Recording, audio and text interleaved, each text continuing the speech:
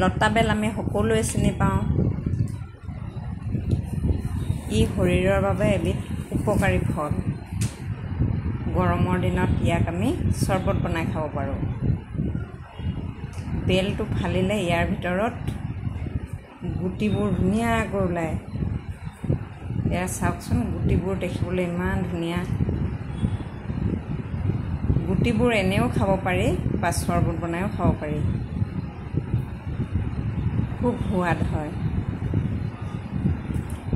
এতিয়া বেলটো ফালি গুটিবোৰ ধুনীয়াকৈ উলিয়াই গ্ৰাইণ্ডাৰত দিম।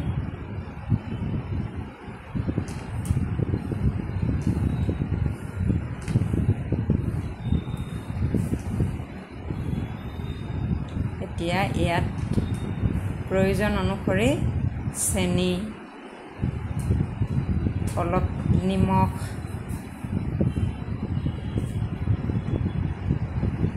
আৰু পানী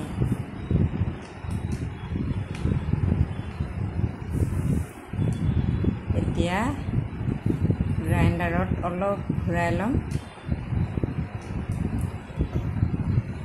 এয়া বেলৰ চৰবত ৰেডি।